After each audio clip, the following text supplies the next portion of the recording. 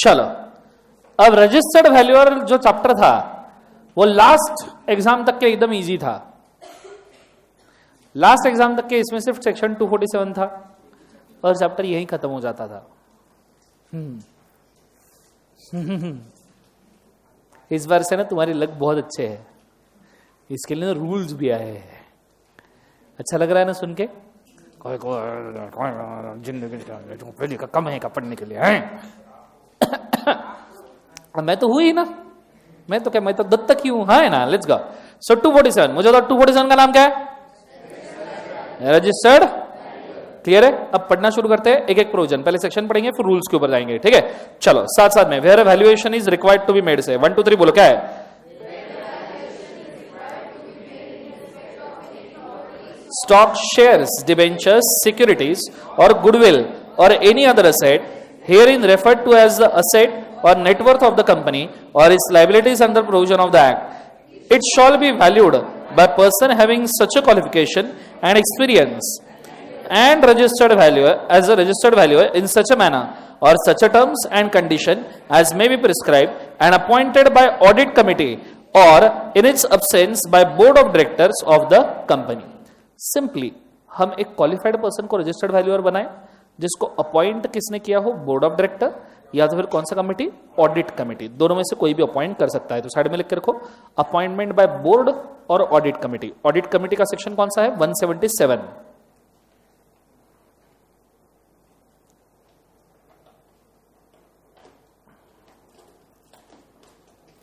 ठीक है?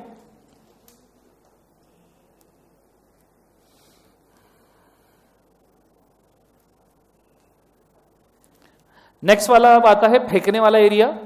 पूरे दुनिया के जगजाहिर क्वालिफिकेशंस जो आप तुमको फेंकने में बहुत मजा आता है। खुद भी पूछा किसी का भी क्वालिफिकेशन तुम बिंदास फेंक सकते हो इसको। He shall make impartial true and fair valuation of the assets as may be valued, exercise due diligence with the performance of the function as a valuer, make a valuation according to the rules as may be prescribed. ये तो favourite sentence है, as may be prescribed. वाह, इसको देखकर मजा आ जाता है। आगे, not undertake valuation of the asset in which he has a direct और indirect interest to become interested at any time during the period of 3 years prior to his appointment as a valuer और 3 years after the valuation of the asset was conducted by him. ये आपको नहीं झेपेगा, एक बार वापस पढ़ के देखो। झेपिया नहीं झेपिया मेरे को सांगू, झेपेगा? बोले ऐसे असेट का वैल्यूएशन नहीं करना चाहिए।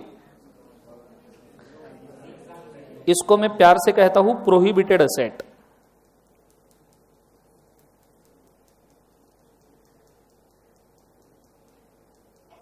जोर से बोलो, कौन सा असेट? Prohibited asset. बहुत अच्छे तरीके से ध्यान देना, समझो समझो।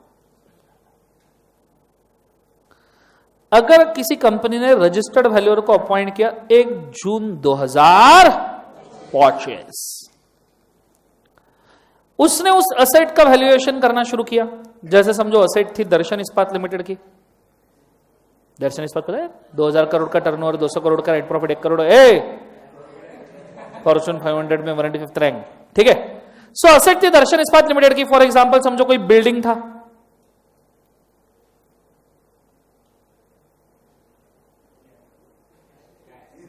अबे बिल्डिंग है ना बे, ये झाड़, ठीक है, ये पंछी, ठीक है, लग रहा है बिल्डिंग? बोलो हाँ है ना? अबे लग रहा है, it is a modern art, understand, ठीक है? सो दर्शन इस्पात लिमिटेड का कोई बिल्डिंग था, ठीक है, उसका वैल्यूएशन करना है। क्या करना है बोले एक बार? वैल्यूएशन। तो एक वैल्यूअर आया, ठीक है, वो वैल्यूअर आया, उसने वैल्यूएशन शुरू किया 1 जून 2025 को, और ये वैल्यूएशन करता रहा करता रहा करता रहा और वैल्यूएशन खत्म हुआ 31 मार्च 2025। कैसे आएगा? पगला गए हो जिंदगी के अंदर। 31 मार्च 2026, इस दिन तक के वो वैल्यूएशन कर ही रहा था। This is a valuation period. Valuation का एक बार उसे पीरियड। अब उन्होंने क्या बोला है कि आपने ऐसे किसी भी असेट का वैल्यूएशन नहीं करना है जिसके अंदर पिछले 3 साल यू आर इंटरेस्टेड, या फिर वैल्यूएशन खत्म होने के बाद अगले 3 साल यू विल बी इंटरेस्टेड। ऐसे कोई भी चीज का वैल्यूएशन नहीं जिसके अंदर आप पहले इंटरेस्टेड थे, इधर इट इज योर एक्स और इट इज योर वाई। जिसके अंदर आप पहले it is you are interested in X, 3 साल, पिछले 3 साल you are interested in the property, तो आप वैल्यूएशन नहीं कर सकते। पर आपका किसी में इंटरेस्ट है, आपने अभी तक बोला नहीं है, अगले 3 साल में चांसेस है बोलने के लगे है, तो आप उसका भी वैल्यूएशन कर सकते हो क्या? नहीं। आइडिया क्लियर है मैं क्या कह रहा हूं? जोर से बोलो सर ना। ये वाली चीज उन्होंने बोली है, इसको ड्रॉ करके रखो, ठीक है? बिल्डिंग वगैरह अच्छे से पंची वंची सब ड्रॉ करना, गो फॉर इट फास्ट।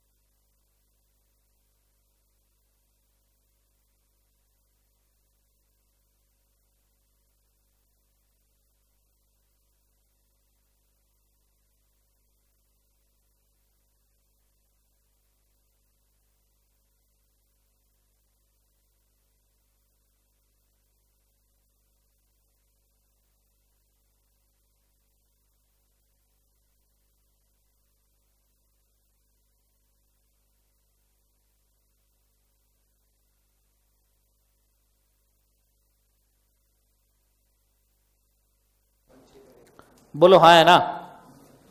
ओके, पंछी वगैरह ड्रॉ किए सबने, सब अच्छे से, वेरी गुड। ये चीज होने के बाद में आगे बढ़ रहा हूं मैं, ये चीज होने के बाद में अगले इसके ऊपर आ जाओ। If the valuer contravenes the provision, तो पेनल्टी कितना है? हे मां शक्ति, अबे बोलो 25,000 से कितना? 1 लाख। सर्कल करो उसको, पहले झटके में तो बोलते ही नहीं है।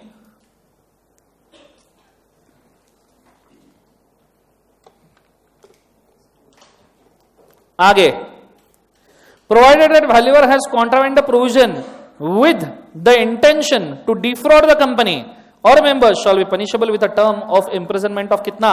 1 year and a fine which shall not be less than कितना? 1 lakh which may extend to कितना?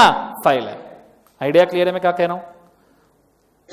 नीचे point number 4, where a valuer has been convicted under subsection 3 he shall be liable to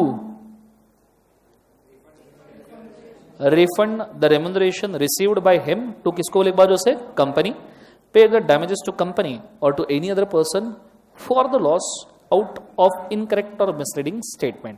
मतलब ये भी एक्सपर्ट जैसा ही liability हुआ। Prospectus में expert जो लाइबिलिटी बेयर करता है ना, सेम ही हुआ, तो वहां लिख के रखो it is a liability similar, it is a liability similar to the expert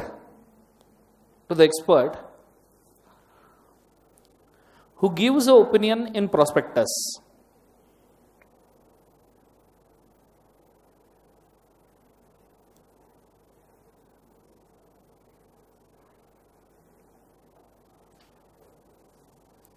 चलो डन एवरीबॉडी, बोलो हाँ है ना? ये चीज होने के बाद में आगे बढ़ते हैं हम, अगला वाला आगे आते हैं रजिस्टर्ड वैल्यूएशन रूल्स, जिनका ईयर है 2000 का बाद उसे 17। क्लियर है? टोटली अमेंडेड है। इसके अंदर अलग थलग डेफिनेशन देके रखी है, वो आराम से पढ़ते रहना। मैं स्ट्रेट वे कंटेंट पे जा रहा हूं, जहां जहां पे डेफिनेशन की जरूरत पड़ेगी वहां पे वो मैं लेता रहूंगा, ठीक है? Eligibility for being registered valuer, अगर आपको रजिस्टर्ड वैल्यूअर बनना है तो आपको क्या क्या बनने की जरूरत है? पहला, a person is eligible to become registered valuer is a valuer member of registered valuer organisation. अगर वो किसी स्पेसिफिक रजिस्टर्ड वैल्यूअर ऑर्गेनाइजेशन का मेंबर है तो, जैसे क्या चार्टर्ड अकाउंटेंट रजिस्टर्ड वैल्यूअर हो सकता है? बोलो हाँ है ना। ये क्रेडिट वेटिंग रेटिंग वाले रजिस्टर्ड वैल्यूअर हो सकते हैं क्या? ठीक है, आपको होता है रूल 5 में, हालांकि रूल 5 मैंने यहां पे नहीं दिया बिकॉज रूल 5 काफी लंबा चौड़ा है, उसके अंदर तमाम वो ऑर्गेनाइजेशन लिखी है दुनिया की जिसके अंदर रजिस्टर्ड वैल्यूएशन कर सकते हो। आपने क्रिसिल वगैरह सुना है, केयर वगैरह सुना है। सो जो क्रेडिट रेटिंग एजेंसीज होती है वो नॉर्मली रजिस्टर्ड वैल्यूएशन का काम करती है। चार्टर्ड अकाउंटेंट फर्म्स भी रजिस्टर्ड वैल्यूएशन का काम कर सकती है, तो वहां पे लिखो normally credit rating agencies and chartered accountant firms. ठीक है, रूल 5 में इनका लंबा चौड़ा लिस्ट है। इफ यू विश आप एक बार इसको सर्च कर सकते हो गूगल के ऊपर कि रूल 5 के अंदर क्या क्या आएगा।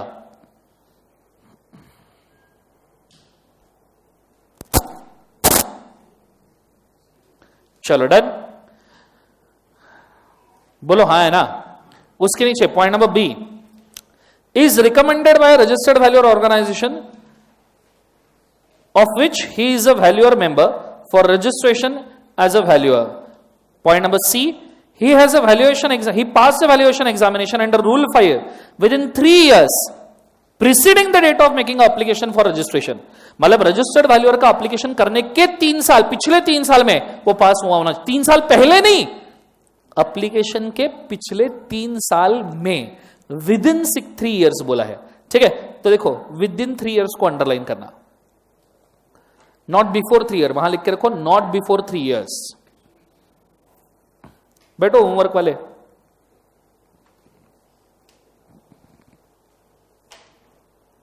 आगे लिख लिया सबने। possess requisite qualification and experience as per rule number कौन सा है 4। अब कौन सा क्वालिफिकेशन एक्सपीरियंस चाहिए, नीचे देखो रूल नंबर 4 मेंशन क्या है, इमीडिएटली नीचे देख रहा है। अब यहां खतरनाक खतरनाक क्वालिफिकेशन एक्सपीरियंस है। सब जन अच्छे तरीके से ध्यान देना, रेडी? सब जन साथ में पढ़ेंगे, एन इंडिविजुअल से, सब जन साथ में 1 2 3 बोला क्या है। An individual shall have the following qualification experience to be eligible to be registered valuer under rule number कौन सा है 3। A, post graduate degree or post graduate diploma in the specified discipline from university or institute established, recognized, incorporated by law in India and at least 3 years of experience in specified discipline thereafter। M.Com चलेगा क्या? M.Com चलेगा? M.Com with 3 years experience चल सकता है? बोलो हाँ है ना। स्पेसिफाइड मतलब नॉर्मली सभी यूनिवर्सिटी रिकॉग्नाइज्ड ही होती है। सो M.Com विथ 3 इयर्स एक्सपीरियंस चलेगा क्या? लिखो हाँ, M.Com plus 3 years experience allowed. B.Com with 3 years, PG चाहिए क्या? पीजी चाहिए क्या? सो वहां लिखो B.Com with 3 years not allowed. B.Com with 3 years not allowed। अच्छा, CA with 3 years, CA with 3 years, is CA is equal to post graduation? पक्का लिखो CA with 3 years। अच्छा, 3 years कौन से आर्टिकलशिप वाले?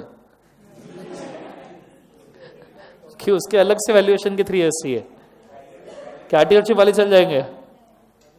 3 years जॉब एक्सपीरियंस चाहिए, निकम्मो articleship वाला मत टूस देना वहां पे। ठीक है, 3 इयर्स, CA प्लस 3 इयर्स। अच्छा, CS प्लस 3 इयर्स चल सकता है, CA में प्लस 3 इयर्स चल सकता है। ठीक है, चलो नीचे अगला। हाँ, वैल्यूएशन में प्रॉपर वैल्यूएशन का एक्सपीरियंस 3 साल का। ठीक है, कोई भी नहीं तुम काम करोगे जीएसटी का, बोलोगे मेरे को वैल्यूएशन दे दो तो नहीं।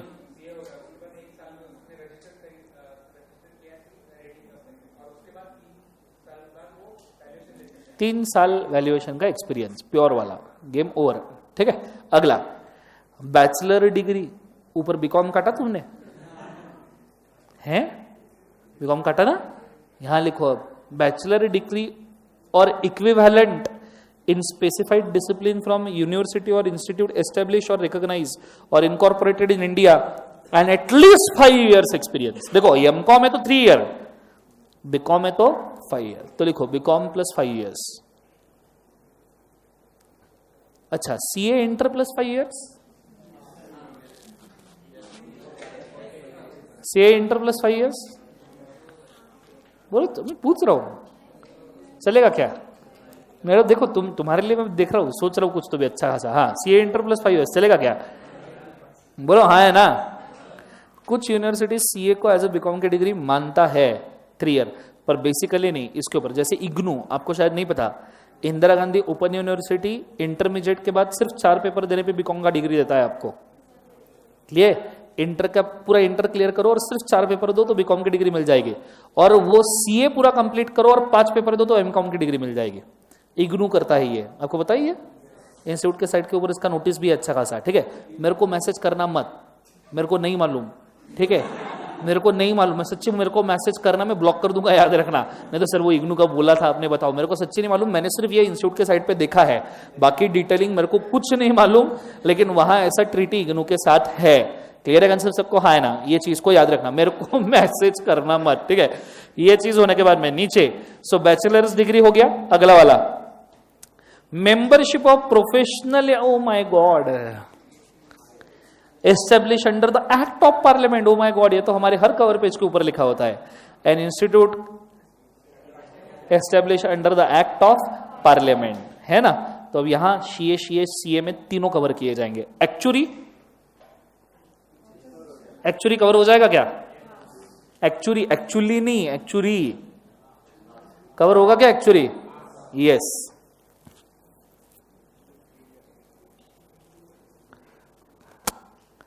सो एक और फील्ड खुल गया अपने लिए।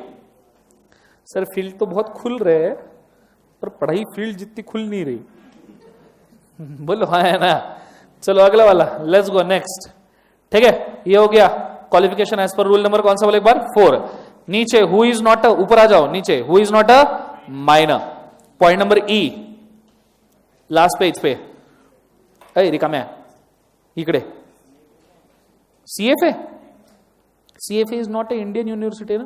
US का अगर होगा तो, इंडियन CFA होगा तो चलेगा, ठीक है। हैदराबाद वाला, ठीक है, हैदराबाद में आया, ठीक है। आगे, सो इज नॉट क्या बोले बाजू से? माइनर। सो गए क्या सुस्त रत्नो? माइनर पता है क्या होता है? बोलो हाँ है ना। आपको पता है इंडिया में माइनॉरिटी के अलग अलग डेफिनेशन है? नहीं हुआ, सच्ची है। कॉन्ट्रैक्ट एक्ट में माइनर 18 साल के नीचे वाला माइनर होता है, पर ऑर्फन है ना, ये शायद नहीं पता होगा। ऑर्फन है तो 21 साल के नीचे वाला माइनर होता है। Do you know this? Marriage act में 18 साल के नीचे वाली लड़की माइनर होती है और 21 साल के नीचे वाला लड़का माइनर होता है। Drinking, narcotic drug, psychotropic substances, alcoholic act, 18 साल के नीचे वाला बियर नहीं पी सकता। ऐसे हंस रहे ना, हम तो करते हैं। जो काटना है वो काट लो, है। 18 साल के नीचे वाला बियर नहीं पी सकता और 21 साल के नीचे वाला विस्की नहीं पी सकता। कंसेप्ट समझ में आ रहा? अल्कोहल का पर मतलब कैसे क्वालिफिकेशन देते मेरे को समझ में नहीं आता। 18 साल के ऊपर 21 तक, अच्छा एक काम कर, बियर पी ले काम है। What kind of sense is this, ठीक है। और 21 साल के ऊपर वाला, 21 साल के नीचे वाला विस्की नहीं पी सकता। You can not have alcoholic substance having concentrated liquor content. Idea क्या फर्क पड़ता है, हम तो करते हैं सर, है। आगे तो इंडिया में माइनॉरिटी की डेफिनेशन अलग अलग जाती है, ठीक है। अगला, has not been declared to be of unsound mind. Unsound कितने तरीके से हो सकता है? कौन कौन सा?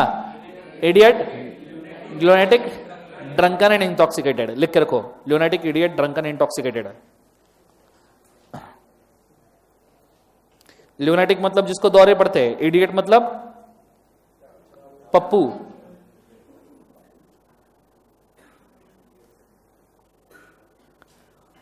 नेक्स्ट वाला, is not an undischarged bankrupt और has not applied to be adjudicated as bankrupt. वही बन सकता है, मतलब अगर अनडिस्चार्ज है या अप्लाइड है तो बन नहीं सकता। आगे, is a person resident in India. What is the definition of residence here? 182 days in current या प्रीवियस?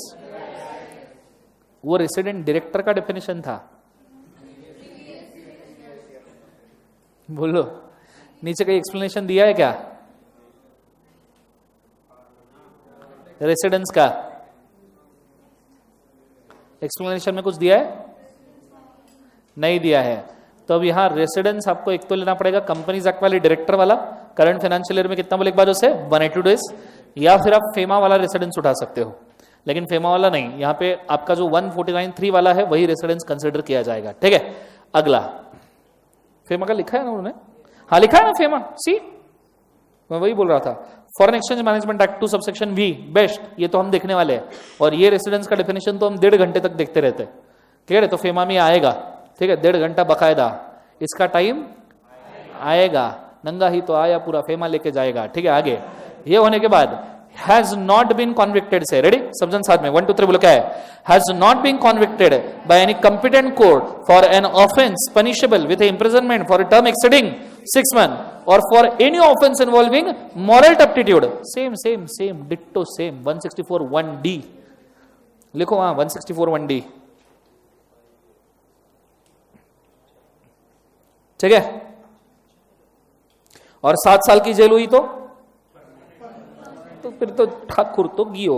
आगे, has not been levied a penalty under 271(j) of income tax act by CIT और CCIT, मतलब तुमने tax वाला झोल नहीं करना चाहिए, नहीं तो खुद वैल्यूअर खुद ही ने टैक्स का झोल कर दिया, चलेगा क्या? नहीं। अगला, is a fit and proper person, ये फेंकने वाली चीज है। But what is the meaning of fit and proper person? उन्होंने एक्सप्लेनेशन दिया है, person of ability, integrity, reputation, character, absence of conviction and restraint of order, competence in financial, insolvency, मतलब basic, हाँ सॉल्वेंसी, मतलब वो बंदा बेसिकली सब फेंकने वाली चीजें होना चाहिए। क्लियर है, इंटीग्रिटी, एबिलिटी, ऑडिटर कैसा होना चाहिए? इंटीग्रेटेड एबिलिटी, डायरेक्टर कैसा होना चाहिए? Integrated ability, valuer integrated ability, तुम कैसे होनी चाहिए? इंटीग्रेटेड एबिलिटी, आदमी कैसा होना चाहिए? इंटीग्रेटेड एबिलिटी, एक ही बात है। ठीक, एलियन भी कैसा? इंटीग्रेटेड एबिलिटी, यस और नो? तो ये चीज को याद रखना है, ये तो नॉर्मल सा है। कॉन्विक्शन नहीं होना चाहिए, ये खास है, और फाइनेंशियल सॉल्वेंसी उसका होना चाहिए, नहीं तो खुद वैल्यूअर और खुद ही सॉल्वेंट नहीं है। क्लियर है, आगे, नो पार्टनरशिप एंटिटी और company shall be eligible to be registered valuer, star mark करो। कोई भी फर्म या कंपनी रजिस्टर्ड वैल्यूअर नहीं बन सकता if it has been set up for an object other than for rendering professional or financial services including valuation services, and that is in the case of the company is not a subsidiary, joint venture or associate of any other body corporate। मतलब अगर उसको valuation छोड़ के other financial service के लिए appoint किया है तो वैल्यूएशन बिजनेस कर सकती है क्या? नहीं। इसका मतलब है वैल्यूएशन बिजनेस टोटली सेपरेट, तो साइड में लिखो valuation business shall be entirely separate.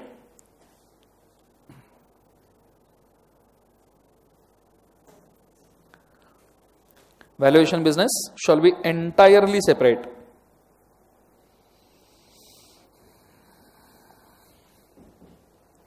Done already? नीचे, it is undergoing an insolvency resolution or is undischarged bankrupt। अगर वो खुद इंसॉल्वेंसी में है कंपनी या फर्म तो ऑब्वियसली वैल्यूएशन नहीं कर सकते। All the partners directors are disqualified under above clauses। ऊपर के क्लॉजेस में पार्टनर डायरेक्टर डिस्क्वालिफाइड है तो वैल्यूएशन करवा पाएंगे क्या? बोले एक बार, अरे सुस्ता रत्न बोलो। आगे, 3 or all the partners or directors whichever is lower or the partnership entity or a company as the case may be are not registered valuer। मतलब 3 या 3 से ज्यादा लोग जितने भी है, जो भी लोअर नंबर होगा, मतलब 3 या उससे कम, अगर तुम्हारे फर्म में 2 ही फर्म है पार्टनर है या तुम्हारे प्राइवेट कंपनी में 2 ही मेंबर है, तो जो भी या 2 ही डायरेक्टर है, तो ये अगर खुद रजिस्टर्ड वैल्यूअर करके रजिस्टर्ड नहीं है तो कंपनी कैसे होगी? आइडिया क्लियर है? नीचे, none of its partner director as the case may be is registered valuer for the assets class for the valuation of which it seeks to be registered valuer. अब ये थोड़ा variable वाला disqualification है। कैसा वाला disqualification है? Variable, कि अगर आप स्पेसिफिक क्लास के असेट्स का वैल्यूएशन नहीं कर सकते, समझ लो कौन से क्लास का? स्पेसिफिक क्लास के असेट्स का वैल्यूएशन नहीं कर सकते तो आप रजिस्टर्ड वैल्यूअर हो नहीं सकते। क्लियर है कंसेप्ट? अगर आपको वैल्यूएशन करना है तो अब बेसिकली देखा जाए तो यही चीजें रजिस्टर्ड वैल्यूअर के लिए क्वालिफिकेशन बन जाती है। पर एक और बात आपने थोड़ी सी याद रखना है यहाँ पे, वो भी बहुत अच्छे तरीके से, क्वालिफिकेशन डिस्क्वालिफिकेशन पूछे जा सकते हैं। क्लियर है? क्योंकि अब देखो तुम्हारे पास 2-3 डिस्क्वालिफिकेशन हो जाएंगे, डायरेक्टर का अलग, ऑडिटर का अलग, रजिस्टर्ड वैल्यूअर का अलग। क्लियर है? तो इनके बीच में ही तुमको कंफ्यूजन होने की जरूरत है। इफ पॉसिबल तुमसे तो 3 कॉलम बनाना आज घर जाके, एक में डायरेक्टर डिस्क्वालिफिकेशन, एक में ऑडिटर डिस्क्वालिफिकेशन, एक में रजिस्टर्ड वैल्यूअर डिस्क्वालिफिकेशन। ये अगर आप बना के रखो ना तो आपका काम हो जाएगा। आइडिया क्लियर है मैं क्या कह रहा हूं? जोर से बोले एक बार सर ना। तो यहां आपका रजिस्टर्ड वैल्यूअर का क्वालिफिकेशन होता है क्या? बोले एक बार से खत्म। समझ में आ रहा है सबको? हाँ है ना। रूल 4 हमारा हो चुका है क्या बच्चों? बोले एक बार यस और नो। अगले इसके ऊपर जाते हैं, application for the certificate of registration for registered valuer. Are you ready? बोलो हाँ है ना। ले ले इसको या पहले ब्रेक चाहिए तुमको? पूछने की देर रहती ना। क्लास में क्यों आते हो? सर ब्रेक के लिए। ब्रेक से वापस क्यों? सर छूटने के लिए है। ठीक है, एक काम करो 10 मिनट का ब्रेक ले लो, फिर उसके बाद में कंटिन्यू करेंगे। जो ये एज अमेंडमेंट लेक्चर करके इसको देख रहे हैं, कोई ब्रेक नहीं है, इसके बाद लगेज कंटिन्यू होगा आगे। ठीक है, चलो go for it fast. Okay, now after the break we are going for registered valuer का नेक्स्ट वाला कंटेंट। ठीक है, अभी तक हमने ये देखा रजिस्टर्ड वैल्यूअर क्या काम करता है। दूसरी बात हमने देखी उसके क्वालिफिकेशंस क्या है। रजिस्टर्ड वैल्यूअर कंपनी बनना, अगर आपको बनना है तो उसके क्वालिफिकेशंस क्या है। अभी हम जा रहे हैं application for certificate of registration से। सबसे पहली बात, अगर आपको रजिस्टर्ड वैल्यूअर बनना है तो आपने स्पेसिफिक अथॉरिटी को रजिस्टर्ड वैल्यूअर का एप्लीकेशन करना चाहिए। इसके लिए मैं आपको छोटा सा मीडियोकर बड़ा सा डायग्राम देता हूं कि एप्लीकेशन किस तरीके से किया जाता है और लाइसेंस कैसे मिलता है। ठीक है, पूरा ध्यान बोर्ड पे। देखो, सबसे पहली बात तो एक तो इंडिविजुअल एप्लीकेशन कर सकता है या फिर एप्लीकेशन कर सकता है कोई फर्म या कंपनी। एक तो कौन एप्लीकेशन कर सकता है? बोले एक बार जोर से इंडिविजुअल। या फिर एप्लीकेशन कौन कर सकता है? कोई फर्म, या तो फिर कौन? बोले एक बार जोर से कंपनी। इंडिविजुअल अगर एप्लीकेशन कर रहा है तो first of all he shall be qualified as per rule number 3 जो हमने अभी अभी पढ़ा। फर्म अगर एप्लीकेशन कर रहा है तो वो भी क्वालिफाइड होना चाहिए as per rule number 3। Clear है कंसेप्ट? इंडिविजुअल फॉर्म फाइल करेगा form number A, company file करेगी form number B. Individual pay करेगा ₹5,000, कंपनी पे करेगी ₹10,000। कंपनी या फर्म कितना पे करेगा? 10,000। और फिर ये वो एप्लीकेशन फॉरवर्ड कर सकते हैं टू स्पेसिफिक अथॉरिटी जो उनको सर्टिफिकेट ऑफ रजिस्ट्रेशन दे सकता है। अब ये अथॉरिटी कौन है? तो this is a authority which is given under section number 458 delegation of powers का हमारा सेक्शन है मिसलेनियस टॉपिक का, जिसमें सेंट्रल गवर्नमेंट ने जिस भी अथॉरिटी को पावर दिया होगा वो authority. It can be Ministry of Corporate Affairs, in case of listed company it can be SEBI, it can be any regional director और it can be ROC also. जिसको भी पावर होगा वो अप्लाई, उसको आपने एप्लीकेशन करना चाहिए। क्लियर है? उन्होंने सेक्शन 458 ही बोला है स्ट्रेट अवे। आपने अथॉरिटी को अप्लाई कर दिया, यू मेड एप्लीकेशन, अगर आपने दी हुई इंफॉर्मेशन कंप्लीट इंफॉर्मेशन है, कौन सी इंफॉर्मेशन है? बोले एक बार उसे कंप्लीट इंफॉर्मेशन, या आपने दी हुई इंफॉर्मेशन इधर इनकंप्लीट इंफॉर्मेशन है।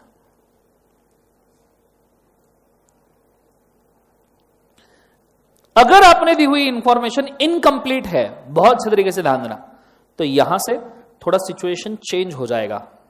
आई use orange colour. Incomplete information के केस में यह आपको कम्युनिकेट किया जाता है और आपको it shall be communicated to you, मतलब जो एप्लीकेशन कर रहा है कम्युनिकेशन टू एप्लीकेंट किया जाता है, और जो एप्लीकेंट है उसको 21 डेज मिलते हैं इस चीज को कंप्लीट करने में। Complete information shawl be submitted, complete information shawl be submitted. अगर एप्लीकेंट ने 21 डेज में कंप्लीट इंफॉर्मेशन सबमिट कर दिया तो it is further divided into 2 parts. Either your application will be accepted और your application will be rejected. पर rejection के साथ में आपको क्या देना पड़ेगा? बोले एक बार उसे रीजन। रिजेक्शन के साथ में क्या देना पड़ेगा? रीजन। और आपको पता है ये रिजेक्शन करने के लिए मतलब अथॉरिटी ने कम्युनिकेट करने के लिए एप्लीकेशन से 21 डेज का टाइम छोड़ के और 45 डेज का टाइम लिया जाएगा for authority to communicate rejection to applicant. मतलब देखो, रिजेक्शन 45 डेज में कम्युनिकेट किया जाएगा। कितने डेज में? 45। क्यों 45 डेज? आपको रिसर्च करना पड़ेगा, आपको इन्वेस्टिगेशन करना पड़ेगा, सॉरी, आपको इन्वेस्टिगेशन करना पड़ेगा, आपको देखना पड़ेगा कि सच में एप्लीकेशन एक्सेप्ट करने लायक है या रिजेक्ट करने लायक है। तो ये टोटली रिजेक्ट हो जाएगा। So this entire situation will become red एकदम। ठीक है, तो परमानेंट एप्लीकेशन क्या हो जाएगा? सब जन बोलो क्या होगा? बोले एक बार उसे रिजेक्टेड। ठीक है, विथ क्या देना पड़ेगा? बोले एक बार उसे रीजन। समझ में आ रहा है सबको? हाँ है ना? और ये कितने दिनों में रिजेक्ट किया जाएगा? 21 डेज प्लस कितना डेज है? बोले एक बार उसे 45 डेज। 21 डेज कौन से? जो पहले वाले थे। These are the only 21 days जो मैं यहां पे बात कर रहा हूं। Hold 1 second. ये वही 21 दिन है जिनकी मैं बात कर रहा हूं। सो 21 डेज प्लस कौन सा? बोले एक बार उसे 45 डेज के अंदर रिजेक्शन कम्युनिकेट करना है। आइडिया क्लियर है? फिर आपने एप्लीकेंट को रिजेक्शन कम्युनिकेट कर दिया, उसमें भी 15 डेज के अंदर कम्युनिकेशन से he will resubmit application. He can resubmit का एक बार उसे application with correct manner. Correct क्या एक बार उसे? मैनर। उसके पास ऑप्शन है कि फिर भी 15 दिन के अंदर वो एप्लीकेशन रीसबमिट कर सकता है करेक्ट मैनर में। इसके अंदर अब बन जाएंगे दो चीजें। एरो आएगा ऑरेंज वाला। कितनी चीजें बन जाएगी? 2। एरो आएगा ऑरेंज वाला। इधर this application will be accepted और this application will be permanently rejected.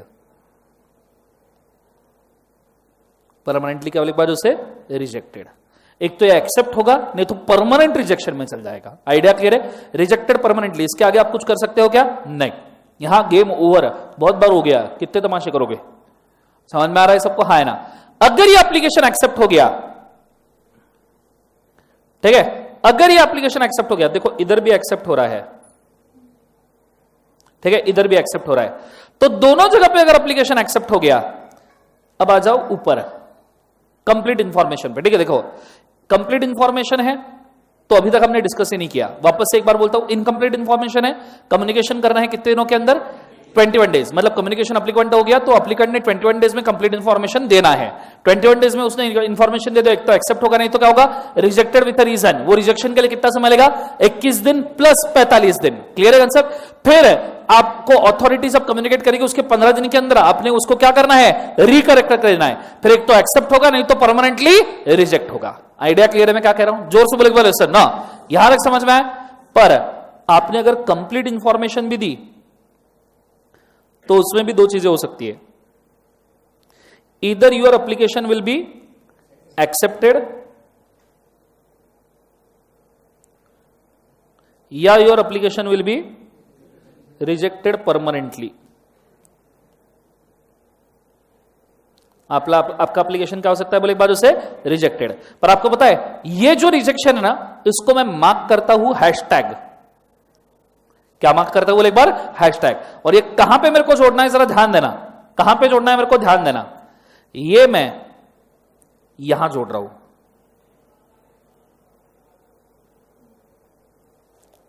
Concept समझ में आ रहा है सबको? हाँ है ना?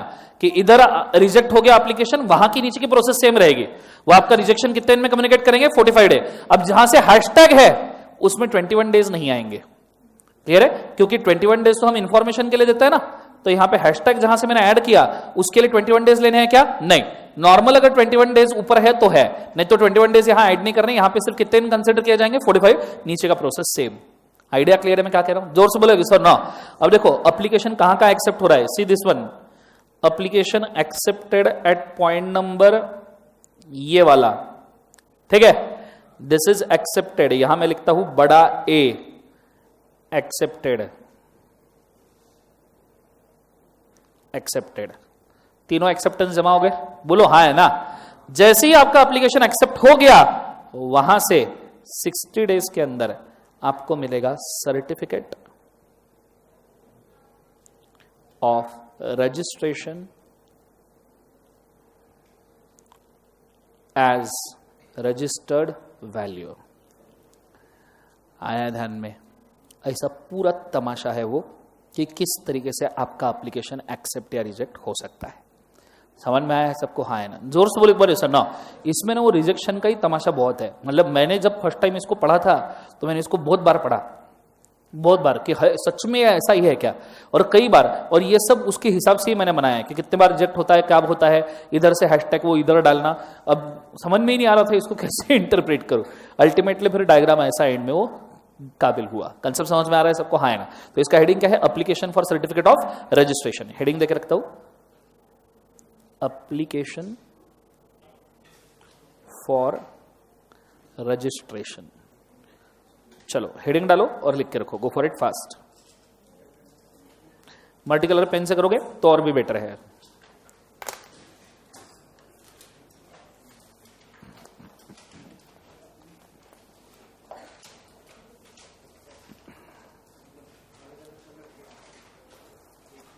मैं थोड़ा हैशटैग चेंज करूं क्या? मैं इसको ना यहां, एनीवेज मैंने रिजेक्टेड लिखा है, आपको कंफ्यूजन होगा वरना मैं ना हैशटैग को इधर ही ऐड करता हूं, मतलब दिमाग को टेंशन ही नहीं।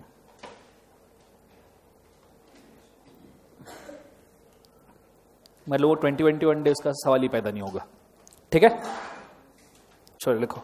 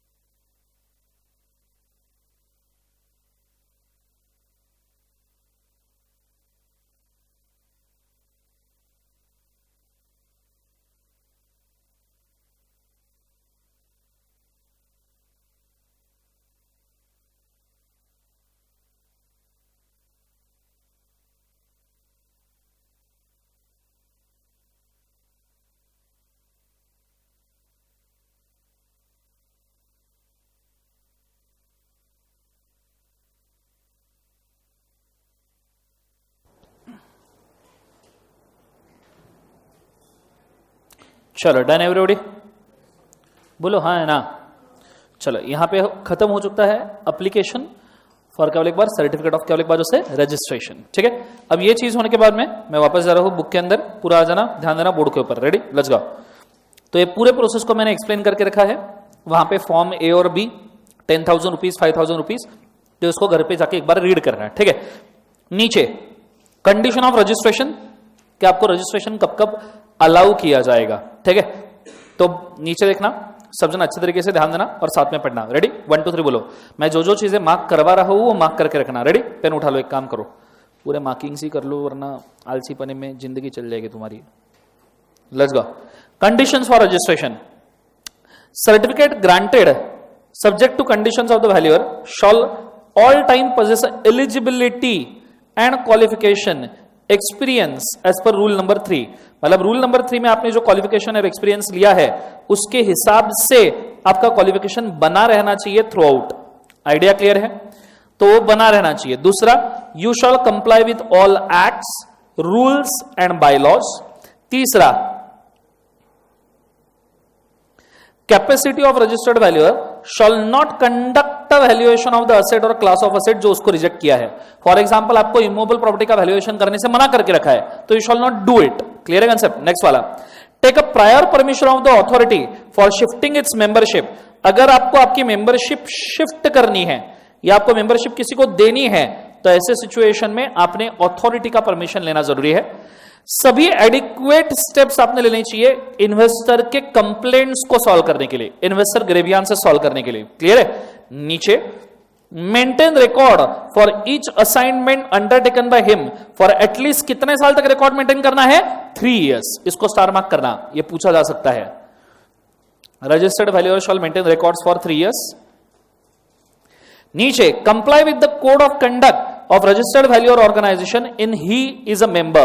मतलब जिस ऑर्गेनाइजेशन में आप काम कर रहे हो, जैसे if you are working in ICAI, आप कहां पे काम कर रहे हो बोले एक बार उसे आईसीआई, तो आपने आईसीआई का code of conduct professional ethics comply करना ही चाहिए। There is no question about it. Clear है? तो वहां साइड में लिख के रखो। For example, if a person belongs from, if a person is a CA, if a person is a CA, he shall comply with the rules of ICAI.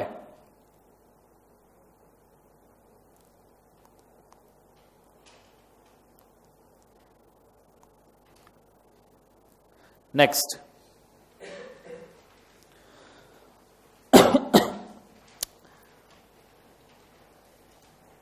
ठीक है। Now आपके डायरेक्टर या पार्टनर अगर registered valuer है तो उन्होंने ही signing करना चाहिए रजिस्टर्ड वैल्यूएशन रिपोर्ट का। In case of partnership firm, entity or a company is registered valuer, it shall disclose to the company. It shall disclose to क्या बोला है बोले एक बार? Company concern the extent of capital employed or contributed in a partnership firm or the entity. आप कितना capacity में capital लगाए हो वो भी मेंशन करना है। In case of partnership entity is registered valuer, be liable jointly and severally. आप jointly और severally liable हो जाओगे आपके सभी liabilities के लिए।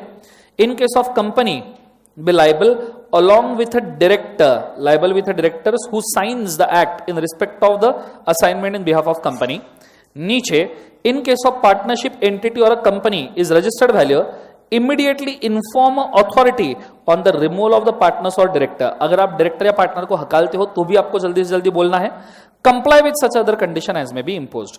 इतनी सब चीजें आपको करनी पड़ेगी आपका रजिस्ट्रेशन बना के रखने के लिए। क्या करने के लिए? रजिस्ट्रेशन बना के रखने के लिए। आइडिया क्लियर है मैं क्या कह रहा हूं? जोर से बोले सर ना।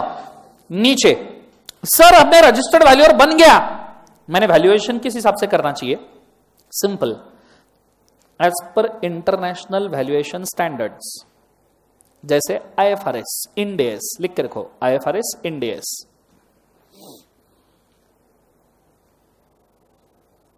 ठीक है। दूसरा, या आपकी जो ऑर्गेनाइजेशन है उसके हिसाब से, ऑर्गेनाइजेशन मतलब जहां आप जॉब कर रहे हो वो नहीं, ऑर्गेनाइजेशन मतलब ICAI, आईसीआई ने अगर कोई अकाउंटिंग स्टैंडर्ड बोले है तो वो, कॉस्ट वर्ड्स अकाउंटेंट ने कोई कॉस्ट स्टैंडर्ड्स बोले तो वो, तो लिखो वहां पे as per AS, as per ICAI, costing standards as per CMA institute,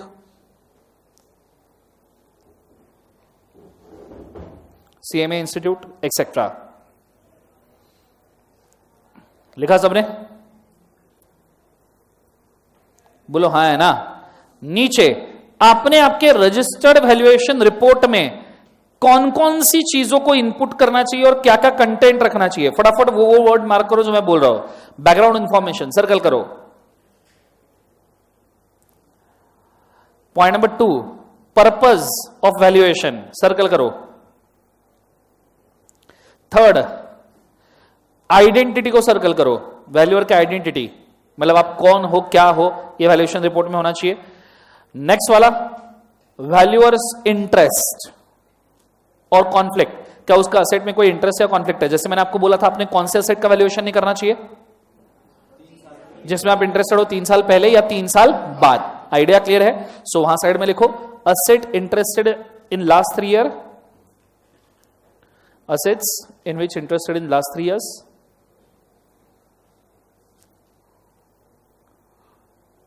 or going to be interested in next 3 years, or going to be interested in next 3 years, shall not be valued, shall not be valued, full stop. Next, sir, अबे बोलो sir हम अगले 3 साल में interested होने वाले हैं, ये अभी से कैसे पता चलेगा? समझो मैं अभी तक इंटरेस्टेड नहीं हूं, मैं वैल्यूएशन ले लिया, मेरे को कैसे पता चलेगा कि मैं अगले 3 साल में इंटरेस्टेड होने वाला हूं? अगर समझो वैल्यूएशन होने के बाद मैं इंटरेस्टेड हुआ तो वही बोला है कि अगर आप वैल्यूएशन ले लो तो अगले 3 साल तक इंटरेस्टेड होना मत, अवॉइड करना। अगर आपने अवॉइड नहीं कर पाए तो पेनल्टी तो भी भर देना, तो ऑटोमेटिक अवॉइड कर पाओगे। आइडिया क्लियर है मैं क्या कह रहा हूं? जोर से बोले एक बार सर ना। नेक्स्ट वाला, अगला सवाल। Next, date of appointment underline करो। Next, inspection investigation. Next, source of information. Next, procedure जो आपने कंडक्ट किया वैल्यूएशन के लिए। उसके बाद में रेस्ट्रिक्शंस, मेजर फैक्टर जो आपने वैल्यूएशन के लिए कंसीडर किए, मेजर फैक्टर्स। नेक्स्ट, आपका कंक्लूजन क्या है? कंक्लूजन मतलब what is a valuation conclusion, मतलब कितना वैल्यूएशन आपने किया, तो वहां लिखो amount of valuation.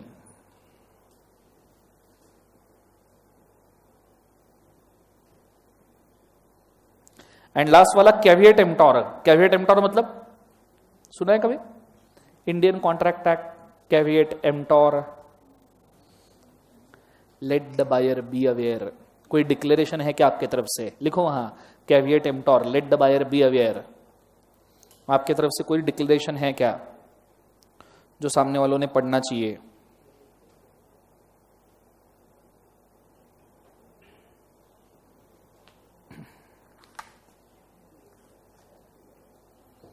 Done everybody? हाँ है ना। इतनी चीजें आपने, या डिक्लेरेशंस जो आपने रिपोर्ट में, इतनी चीजें आपने रिपोर्ट में देना जरूरी है। ओके, नेक्स्ट वाली चीज, क्या आप वैल्यूएशन रजिस्ट्रेशन सुरिंदर कर सकते हो? सुरिंदर सुना है? क्या आप वैल्यूएशन रजिस्ट्रेशन सुरिंदर कर सकते हो? टेम्पररी सुरिंदर आप कर सकते हो, परमानेंट तो आपका रिजेक्शन ही हो जाएगा। क्लियर है? तो टेम्पररी सरेंडर ऑफ रजिस्ट्रेशन, वैसे कोई प्रैक्टिकली इसको करता है नहीं, ठीक है। सब जन एक बार रजिस्ट्रेशन मिल गया तो उसको कोई मेंटेनेंस की इतनी बड़ी कोई फीस नहीं होती है जो हर बंदा सरेंडर करेगा। क्लियर? पर if you want to surrender it temporarily because of any reason, तो यू कैन डू दैट। उसके अंदर 2 चीजें हैं, टेम्पररी सरेंडर और दूसरा है फंक्शंस ऑफ द वैल्यूअर, जो थोड़े बहुत उन्होंने दिए हैं। मैं चाहूंगा दोनों यही कहीं पढ़ लो, छोटा सा कंटेंट है, इमीडिएटली पढ़ लो, और जो समझ में आ रहा है मार्क कर लो।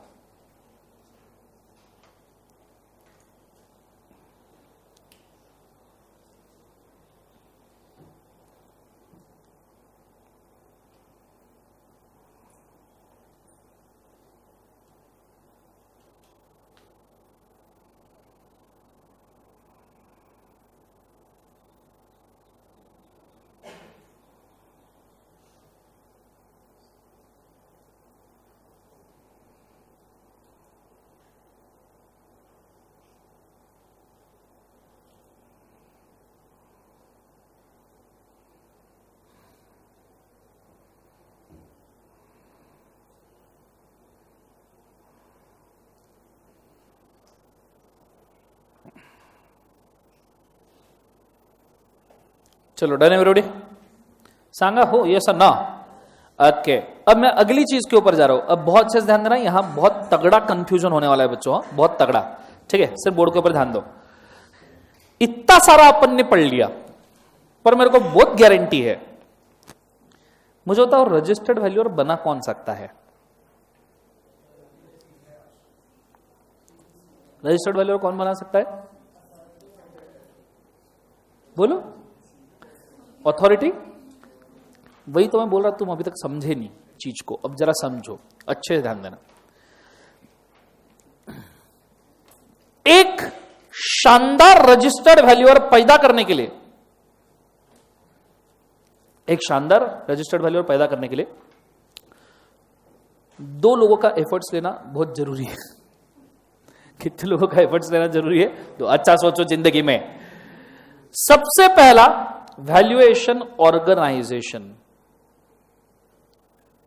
और दूसरा अथॉरिटी। यहां डबल स्ट्रक्चर है, 2 टायर सिस्टम। दो लोगों ने एफर्ट लेना जरूरी है अगर रजिस्टर्ड वैल्यू अच्छा वाला चाहिए तो। वैल्यूएशन ऑर्गेनाइजेशन ये एग्जामिनेशन लेगा और बंदे को प्रोफेशनली क्वालिफाई करेगा कि हां अब तू रजिस्टर्ड वैल्यूअर बन सकता है। लेकिन ये क्वालिफाई होने के बाद इसको जो लाइसेंस है, लाइसेंस, मेरे को स्पेलिंग याद नहीं आ रहा, तो इसको जो लाइसेंस है वो लाइसेंस कौन देगा? बोले एक बार जो से अथॉरिटी। जोर से बोलो, कौन देगा लाइसेंस? अथॉरिटी। कंसेप्ट समझ में आ रहा है सबको? हाँ है ना? तो ये दो लोगों ने करने के बाद ही ये हो सकता है, उसके सिवा रजिस्टर्ड वैल्यूअर पैदा हो सकता है क्या? नहीं। तो एक कौन? वैल्यूएशन ऑर्गेनाइजेशन, और दूसरा कौन? अथॉरिटी। अथॉरिटी तो मैंने आपको बोल दिया, सेक्शन नंबर कौन सा?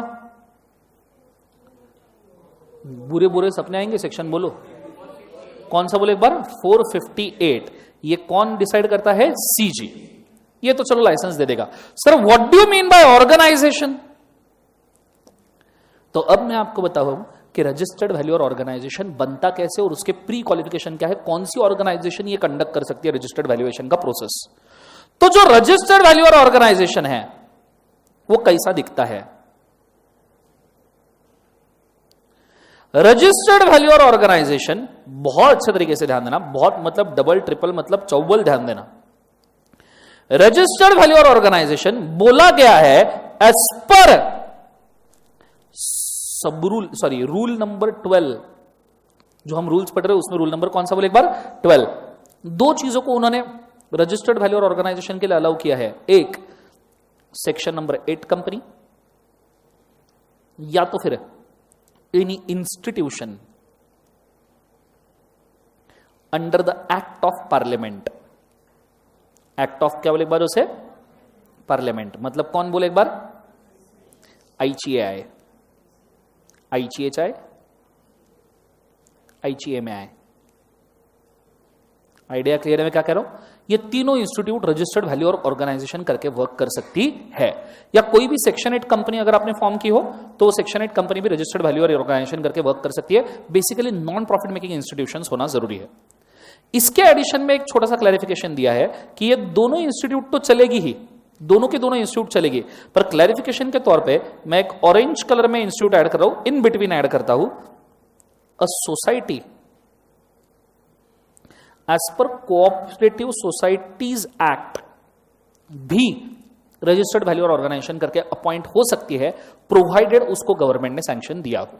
प्रोवाइडेड उसको क्या सैंक्शन दिया हो? गवर्नमेंट ने। मैं इसको एक बार रीड करता हूं, सिर्फ सुनना।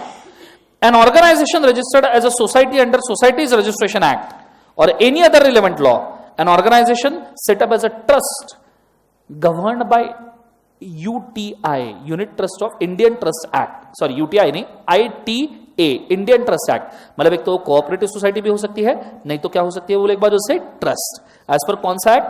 ITA, Indian trust act.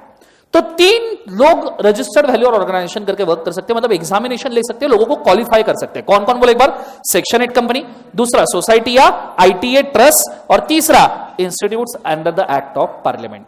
लेकिन इनको रजिस्टर्ड वैल्यू और ऑर्गेनाइजेशन बनने रहने के लिए बहुत सारे फंक्शंस करने पड़ते हैं बेटा।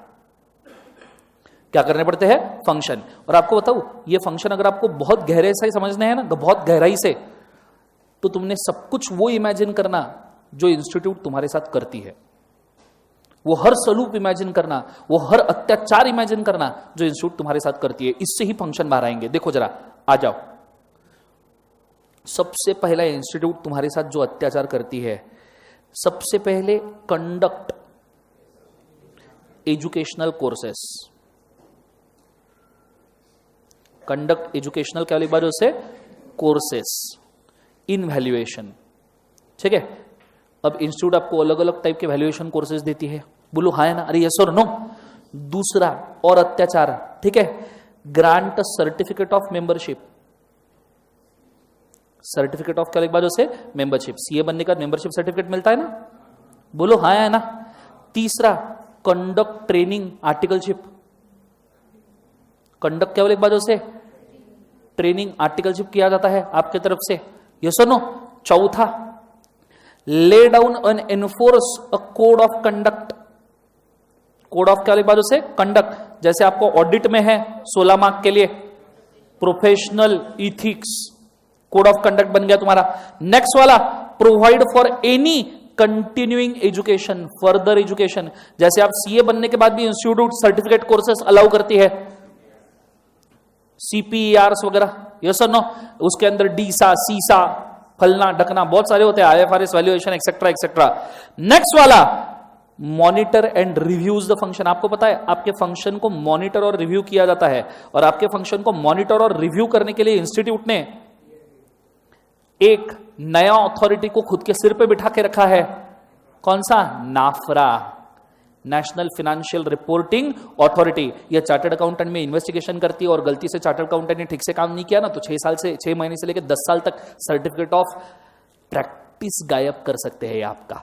क्लियर है? सेक्शन नंबर 132 नाफरा, कंपनीज एक्ट 2013। ठीक है। तो ये आपका मॉनिटर करेगी, रिव्यू करेगी कोर्सेस। आखिरी हैव अ मैकेनिज्म, एंड वाला have a mechanism to address the complaints. Address complaints of professional. जिनको ये पास कर रहे हैं ना, उनके कंप्लेंट्स को हियर कर रहे हैं। अभी तो हम धरने पे बैठे थे ना, तो हमारी कंप्लेंट हियर किया ना, पेपर अच्छे से चेक करो, रिजल्ट ठीक से लगाओ। को दो नहीं तो मिशैप हो गया था मई 2018 में, 25,000 लोगों को पास किया, बाद में बोले अप्रैल फूल 19 ही पास है।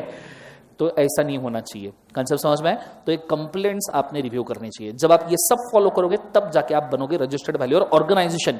जब आप ऑर्गेनाइजेशन से पास होगे और क्वालिफाई होगे तो अथॉरिटी आपको लाइसेंस देगी। वो लाइसेंस जिसका मेरे को स्पेलिंग नहीं पता। आइडिया क्लियर है मैं क्या कह रहा हूं? अबे बोलो ना हाँ या ना। क्लियर है एग्जैक्टली मैं क्या कह रहा हूं? चलो मैं चाहूंगा इसको लिख के रखो। ठीक है। ये मीनिंग है रजिस्टर्ड वैल्यूअर का। Go for it fast.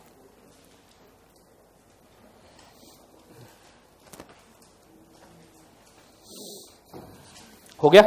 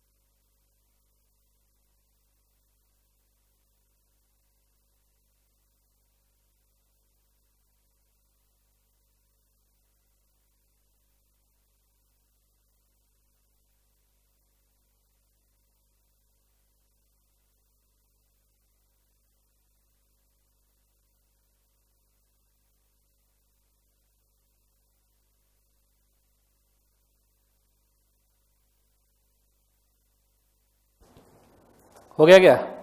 उसके नीचे लिखो further requirements to continue in organisation, further requirements to continue the licence of organisation,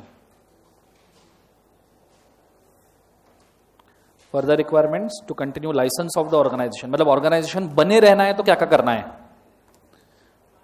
further requirements to continue licence of organisation,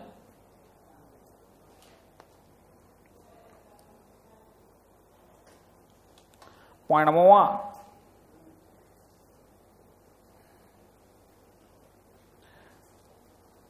continue to satisfy above requirements, continue to satisfy above requirements,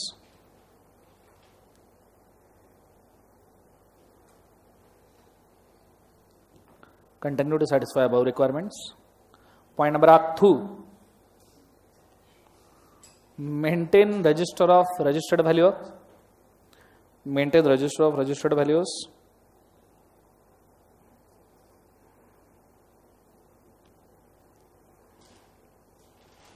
Next, point number 3, admit the individuals, admit individuals as per rule 4, मतलब जो qualified है वो, मतलब students को ला लेना, institute जैसे तुम्हारे registration लेते हैं ना फाउंडेशन से, अबे बोलो ना हाँ है ना, और फंड रेजिंग प्रोग्राम शुरू होते हैं, फिर GMCS 1, 2, ITT 1, 2, बोलो हाँ है ना. नेक्स्ट वाला, make such a report as authority requires, make a report as authority requires.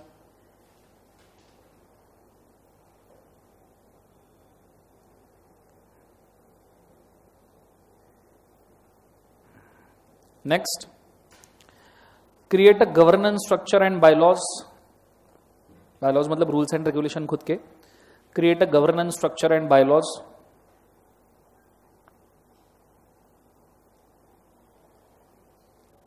Next,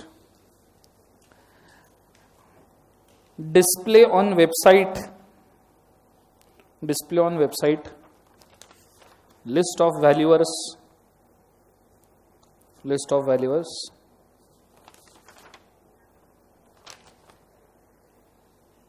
Last, such a further requirements as decided by CG, such a further requirement decided by CG. ठीक है. Last paragraph करके नीचे लिखना, non compliance of any of the above, non compliance of any of the above will revoke the license, will revoke the licence of organization, full stop. उसके नीचे और paragraph करके, in case of any complaint again registered value,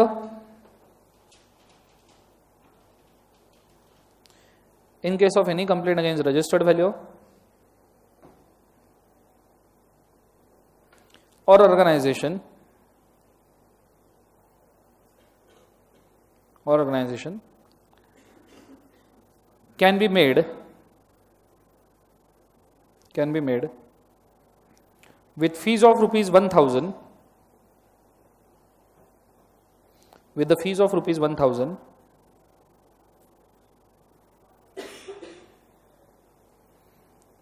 an authority will proceed against them, an authority will proceed against them.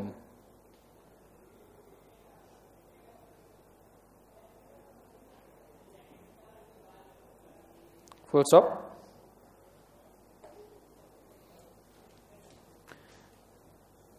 Paragraph करके last point, in case a valuer makes a false statement,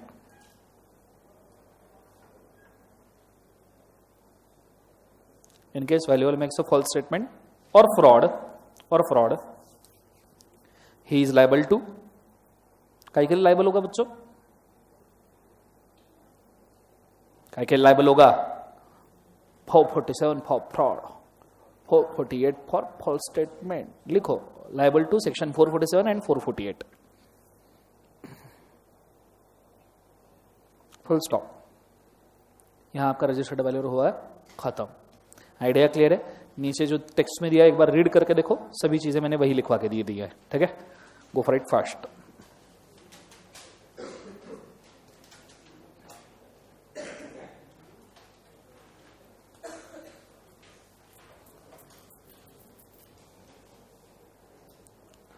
चलो done everybody.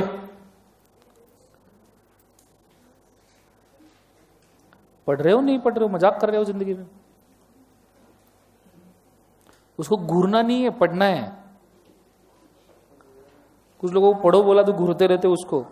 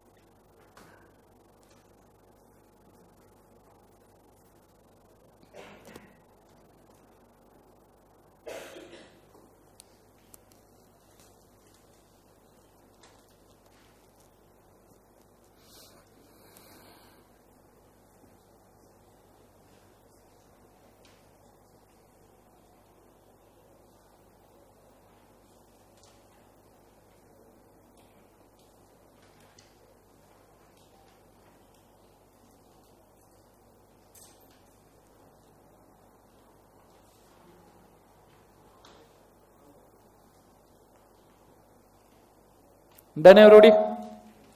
बोलो हाँ है ना? तो अपन ने सब कुछ कवर कर लिया क्या? एक बार टैली मार्क्स करो। First of all let's go. क्या हमने सेक्शन 247 कवर किया? हाँ है ना? डेफिनेशन अपन ने साइड बाय साइड साइट में कवर किए। Eligibility of registered value cover हो गया। नीचे क्वालिफिकेशन एक्सपीरियंस कवर हो गया। अबे बोलोगे हाँ है ना? Application for certificate of registration का डायग्राम हमने ड्रॉ किया था पूरा। बोलो हाँ है ना? नीचे कंडीशंस फॉर रजिस्ट्रेशन हमने पढ़ा है। Next conduct of valuation process क्या हमने पढ़ लिया। Temporary Surendra function of valuer आपने पढ़ा था। नेक्स्ट वाला एलिजिबिलिटी फॉर वैल्यूअर्स ऑर्गेनाइजेशन हो चुका है अपना। ये इसका डायग्राम दिया ना मैंने। नीचे कंडीशन फॉर रिकॉग्निशन मैंने अभी आपको डिक्टेट किया था, और नेक्स्ट वाली फ्यू चीजें मैंने आपको डिक्टेट की अभी। यहां आपका चैप्टर खत्म होता है रजिस्टर्ड वैल्यूअर, टोटली अमेंडेड वाला कंसेप्ट। समझ में आया सबको? हाँ ना? जोर से बोले सर ना।